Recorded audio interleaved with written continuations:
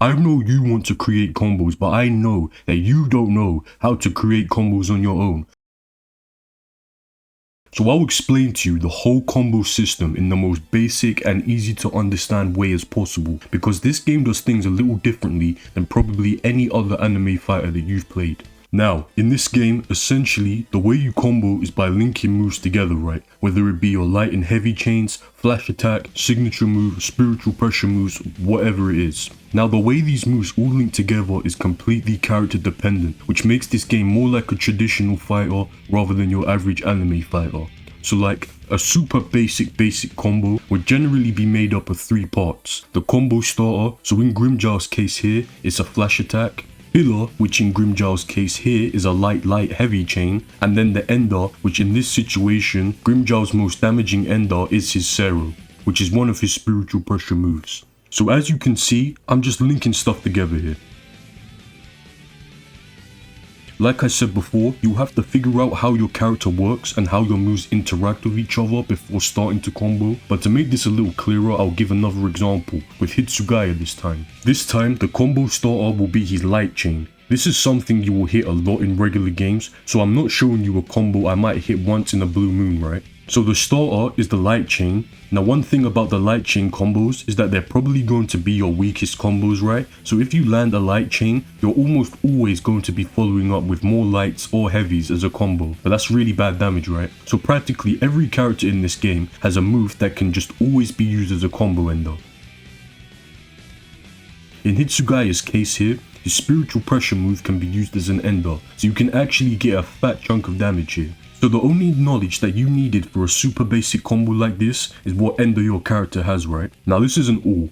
Now that you understand the basics, we can move on to something a little more complicated, just a bit. Now Ho-Ho, you guys probably already know, can be used to zip around the map like this, and if you time it with an opponent's attack, you get a counter, right?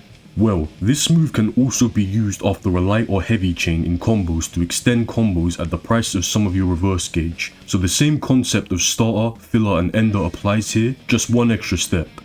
After my filler, which will be light or heavy chains, I will use Ho-Ho to flash behind the opponent, and any attack that I do from here will have the same default ender every time, right? Obviously this does more damage, but by paying some gauge. Just keep in mind when using Ho-Ho, yes, it's going to give your combo an extension, but once you use it, it will be the end of your combo. You get your extension and you're done. It's over. So once again, I'll give an example.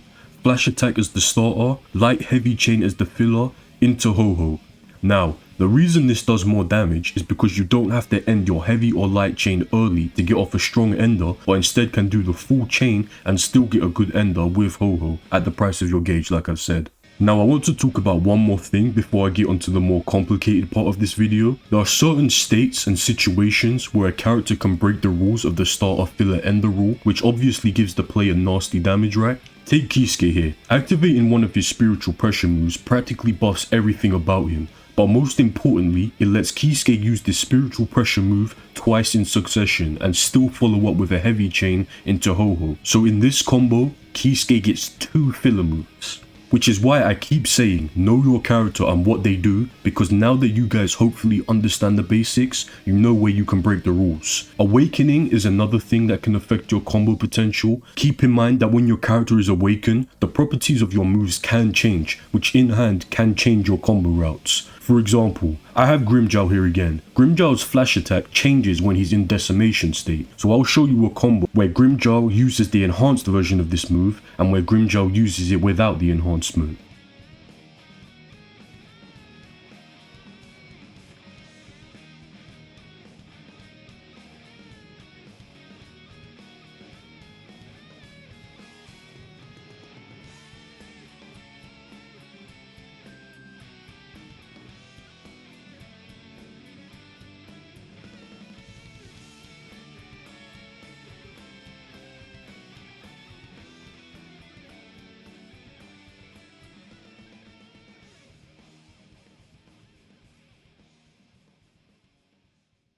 Notice how there's almost a 1000 damage difference between these two combos. Now, as you probably noticed in the last combo I did, there is one more thing that you can use to extend your combos that also breaks the rules and lets you get multiple filler moves into your combo, and that's by using reverse gauge, the yellow attack. I don't know the exact name, but L2 and square right on PS5. This mechanic really lets you pop off with your combos, but of course it does consume gauge just like Ho-Ho. But if you're using both in the combo, the damage is usually worth it, right? The way you use this move will be entirely character dependent, right? But just think of this move like a reset, where you would usually send your opponent flying, or you would have to use Ho-Ho or something to extend your combo. You can use this to effectively stun the opponent and start your combo from the very beginning. Let me show you guys an example with Kisuke again. I'll do the same combo as before, except I'll add in this extra move.